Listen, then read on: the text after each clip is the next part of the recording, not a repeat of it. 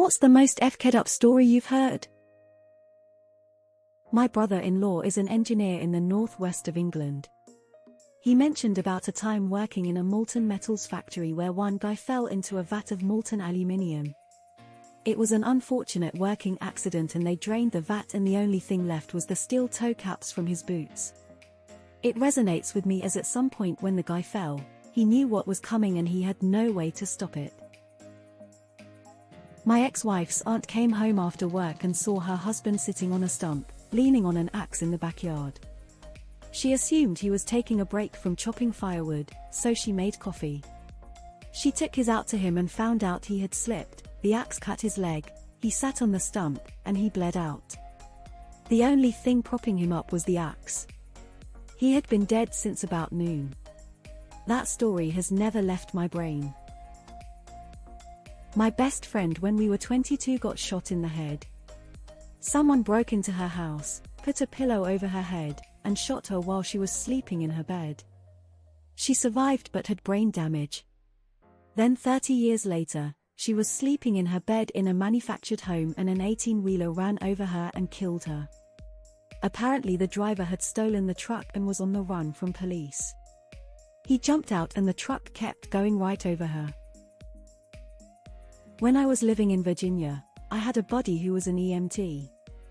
He responded to a call of somebody going into anaphylactic shock. When they got him to the hospital, they discovered a rash on his lower back and backside.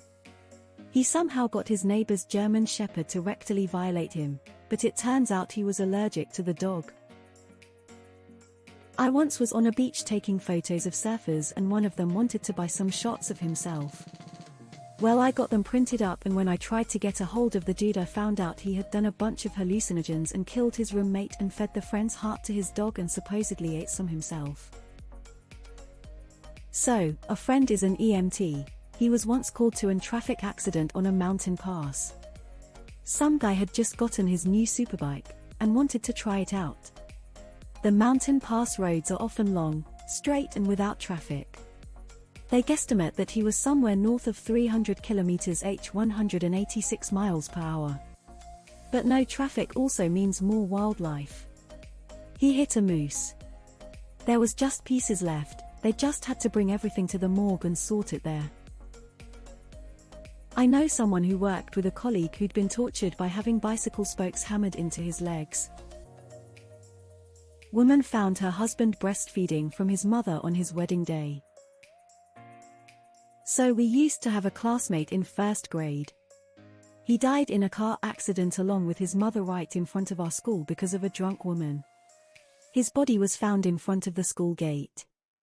Luckily we weren't the ones who found his corpse because it happened on a weekend, but still everyone knew what happened by next week. However, what happened after that was even worse. The local newspaper did an interview with the murderer and she told the reporters it was not her fault and she's not sorry. Her reasoning was, I was not myself, I was drunk. High school kids rent a party bus. Kid sticks his out of the roof of said party bus while it's going under an overpass. Kid dies and everyone on the party bus is now scarred for life. My colleague once told me his dad ran away with another woman, leaving him and his mother when he was a toddler. His mom remarried and had another child. His mother treated both of the kids very differently. She would take them to restaurants and only order food for herself and the younger kid, while my colleague would just sit and watch them eat. His mother would take the kids to shopping but only buy stuffed toys and such for the younger one. He said it was her way of taking revenge. She never hit him, but the psychological torture continued throughout the childhood. My friend's mom burned down an entire cemetery when she was 7 years old. 2 climbers on Mount Everest in the 2000s found an Indian woman who was separated from her group begging for help and asking for them to help her. The pair realized that if they tried to help her they would use up too much oxygen and they would die, so they had to leave her to her fate. When the climbers reached the bottom, it turns out that they had enough to not only help her but enough to safely help her down and get themselves down without worry. I don't have any sources, look it up, there are some BBC articles about it. A friend went out for a bike ride and his wife decided to cut the lawn, in sandals. So she managed to chop 3 toes off. No one around to help. Goes to a neighbor for help. He has dementia and just stares at her foot pumping blood. Somehow an ambulance is called and the medics go to look for the severed toes. All they find is the family dog licking its lips. This wife and husband were going through a nasty divorce in my area, and the wife had turned bitter and resentful because the husband was basically taking her to the cleaners, but they were splitting custody of their young daughter until the divorce was finalized. It may have been out of spite or anger, but the wife took a steak knife and slashed and stabbed that little girl and threw her in the backyard to die. A neighbor spotted the little girl and called emergency services. The little girl survived barely. The mother, on the other hand, died in holding. Combat vet I know described in intricate detail how it felt to strangle an enemy with his bare hands. He described it so matter-of-factly and with dead eyes. I'll never forget it. This post made me recall a lot of the stories my EMT friends would tell me, so I'm here to say, if you have a friend who is an EMT or first responder, don't let them tell you stories, they will ruin your view of humanity. When I was 17 years old I was in training to work with children, and we were talking with other trainees about what weird stuff we saw during our internship. One girl told us about 2 twins that came from a family that didn't care for them and let them roam freely. During a school trip, they found a huge hunting knife on one of them. Turns out they were both sleeping with their aunt and she told them that they had to figure out which one will be her boyfriend, and that only one could come back from the trip. The Morocco slayings of 2 girls from my country, Norway. I will never forget that. Woman I knew mother was a biker and sold her for drugs as a child. She never had a chance, she committed suicide at age 27. She left behind 3 little kids, which now if still living themselves must have severe trauma. The Twilight Zone, the movie helicopter accident that killed the actor Vic Morrow and 2 children that were hired illegally to be in the scene. I bleach have some water and try to forget what you've seen in this thread. It's rare for stuff like this to happen. Don't become like me and start feeling afraid of leaving home. A friend's son who was in high school was telling his father and I about a girl in his sophomore class who was telling people that she was pregnant, and that she didn't know whether the baby's father was her brother or her dad, a guy I knew from high school. I asked him if he thought she was serious or was just saying something outrageous to get attention. He said he wasn't sure, but he thought she was being serious. Turns out she was pregnant. And her brother was the father. The brazen bull in ancient Greece. This dude created a torture devices and gifted it to the king. It was a life-size brass bull that you put the prisoner inside, then light a fire underneath and they are roasted. Was fitted with special horns so their screams were like the sound of the bull. It gets better worse. The king was like, "Fuck you dude, hop in," and roasted the guy who made it to demonstrate.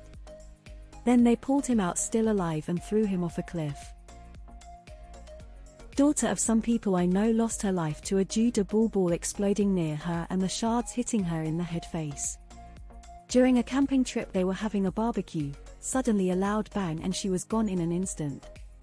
They don't know how but somehow one of the balls had gotten into the grill, then due to it being in use the ball heated up to the point of exploding and shrapnel going everywhere. Ian Watkins from the Lost Prophets. Feel sorry for the rest of the band but I can't listen to their music again. My great-aunt was a Ukrainian teenager during World War II. Well, she, her mother, and her sister were sent to different work camps by the Nazis, over in Germany. Eventually my aunt was freed and married my uncle and moved to the US, but she never saw her family again and wasn't sure what happened to them. Meanwhile, when the Soviets took Ukraine her father was still there. He wound up getting sent to a gulag where he died. Needless to say, my great-aunt never wanted to go home. A neo-Nazi killed his dad's new boyfriend. I don't know if he was out longer or just recently. But his son wasn't happy about the relationship. Besides them being gay, the boyfriend was Asian and he didn't like that either. So he killed the boyfriend, cut him into pieces, fried the pieces, and scattered them in the small rivers all over my hometown. I live in Utah. My husband worked for a local sound system company, called the Hi-Fi Shop. He is where I learned of the Hi-Fi murders. He worked for the surviving family members. Basically, some guys broke into the shop, tied everyone up, and forced them to drink Drano. It's a pretty fucked up story. An old man I used to know grew up in a farming community, and he told me about his childhood friend, like 6 or 7 years old, who was playing with the tractor. No one bat an eye at that back then, and all of a sudden they noticed he wasn't on the tractor anymore. He was run over by it. His dad found him dead and unrecognizable. The man was so nonchalant about it, but even after 70 years I can't imagine coping with that. I had a friend who died in his sleep when we were teenagers, and that was hard enough to come to grips with. I can't imagine losing someone to a farming accident. I also heard my P1 first grade teacher was kidnapped and jumped out the van when she knew what was going on. I ended up seeing her in a YouTube video about kidnapping survivors, and it had a picture of her and I was in the background. Met a guy whose fiancée was murdered by his best man. That story stuck with me, man. The story about Junko Furuta. For those that don't know about it, I'd advise you to keep it that way. A girl I went to HS with got caught fucking her dog by one of her friends. She disappeared without trace shortly after. I had an aerospace teacher who was walking around the tarmac at the local airport one day and got too close to a propeller. It sliced off a portion of his skull and left him twitching on the ground. By some miracle I wasn't there, but the people who claim it's true. There happened to be an ambulance sitting at a nearby railroad crossing. One of the paramedics happened to see it all. They rushed over there and got the dude to hospital by some kind of speed record, and he made more or less. He still talked a little slower. Complete recovery.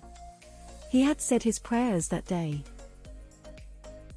Trigger warning: one of the most fucked up stories is one that I read in a book called When Rabbit Howls. It's about a girl who was raped by her stepdad. Mom knew about it from the time she was 2 years old up until she reached adulthood. Rabbit is one of 92 personalities developed to help this woman cope with day-to-day life. Rabbit was the 2-year-old who could only howl in pain. I always thought there was something wrong with my mom when she chose not to date after divorce with the intention of keeping her children safe from harm. A kid in school, her dad accidentally set himself on fire while drinking. Then panicked, jumped out the window. She witnessed all this. Then some boys tied her up to a chair. They were dancing around her with fire, threatening to burn her. I worked with a guy who was very homophobic. As a lesbian, I asked him one day what his problem was with gay people. He proceeded to tell me that he was kidnapped as a child and molested daily for a while until he was found released. Unfortunately, while that is not the reason most people are homophobic, I understood his reasoning and pretty much gave him a pass. XGF getting me Suyu up a high and then going into a story about how her dad used to make her fuck horses on their farm, growing up, and how she still has an attraction to horse cock. I didn't know the girl personally, but she worked in a local store.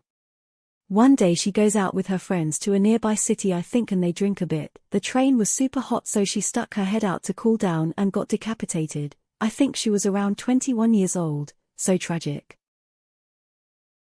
So, my grandma once told me about 2 little boys in her hometown.